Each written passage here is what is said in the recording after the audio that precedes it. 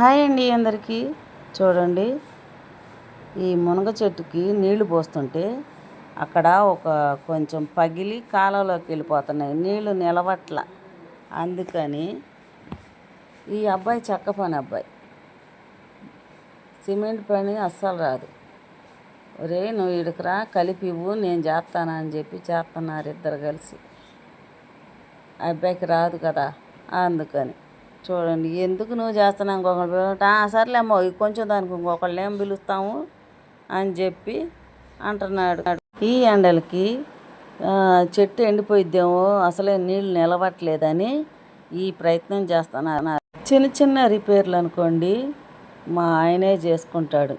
ఇదిగో ఇట్టాగా అబ్బాయిని పిలుచుకొని బాగా ఏది చెప్తే అది చేస్తూ ఉంటాడులే ఈ అబ్బాయి.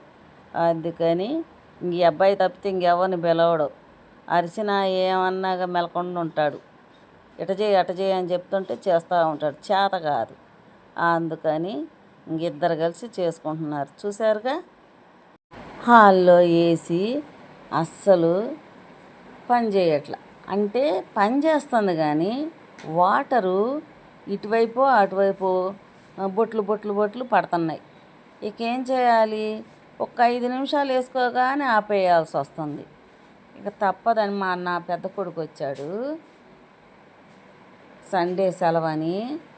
సరే ఇట్లాగుందా అని చెప్పి, అసలే ఎండాకాలం మమ్మీ డాడీ ఎలా ఉంటారని చెప్పి ఇప్పుడు వాళ్ళని పిలిపించి ఇదిగో బాగు చేయిస్తున్నారు. అసలు మొత్తం అదంట ఒక ఫిట్టింగు అసలు వాళ్ళు సరిగ్గా చేయలేదంట, వంకరగా పెట్టారంట. అందుకని మళ్ళీ ఎప్పదీసి ఇంకా చేస్తున్నారు. 3 వచ్చారు, నీట్గా మా అబ్బాయి నుంచోబెట్టి చేపిస్తున్నాడు. నేనైతే వంట చేద్దాం అనుకున్నానండి, ఈ లోపల వాళ్ళు వచ్చేసారు.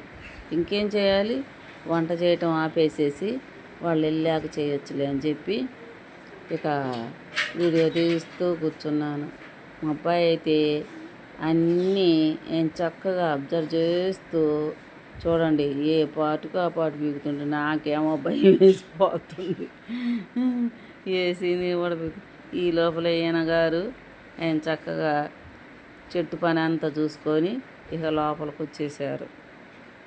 3 కలిసి చేస్తున్నారండి. ఎంత ఛార్జ్ చేస్తారా అనుకుంటా ఉన్నా నేనైతే.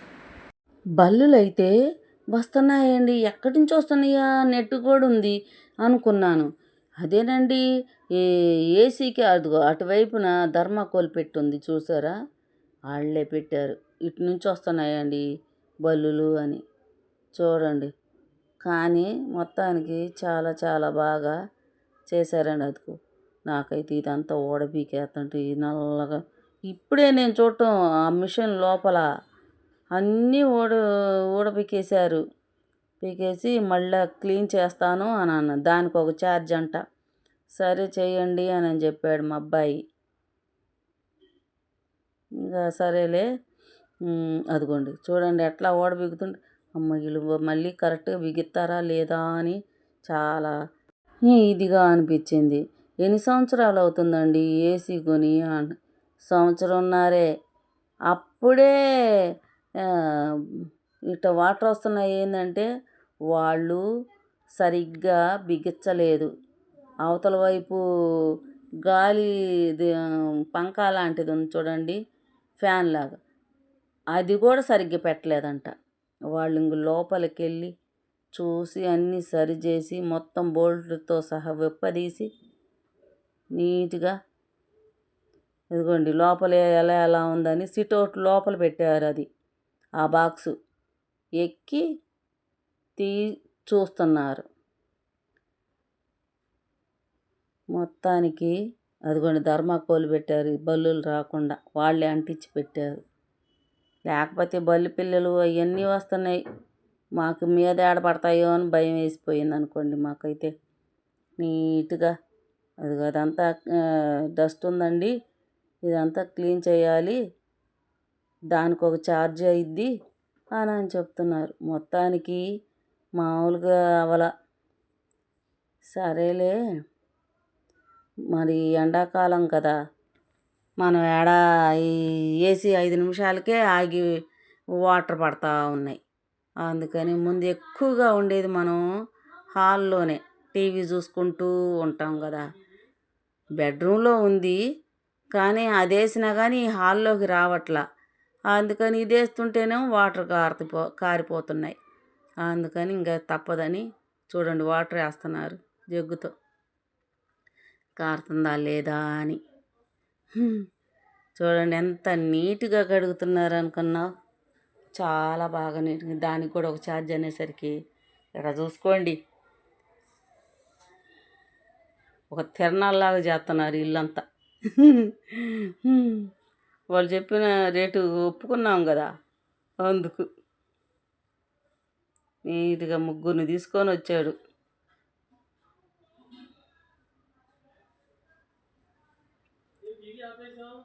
ఎంత ఫోర్స్గా వస్తున్నాయో చూడండి వాటర్ వాళ్ళ పైపు నుంచి. శుభ్రంగా కడిగేసి తూడిచి అన్నీ. ఓకేనా? నచ్చితే లైక్ కొట్టండి.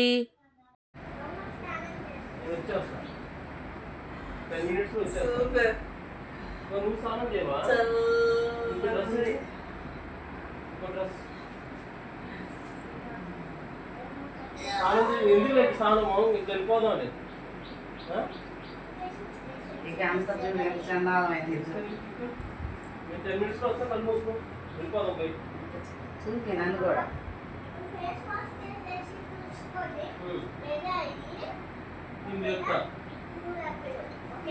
బయటకు వెళ్దాం, వెళ్ళి మొత్తం చికెన్ గికెన్ అన్ని తినేసి సర్ప్రైజ్ ఇద్దాం. ఇంటికి వెళ్ళి మనందరం వెళ్ళి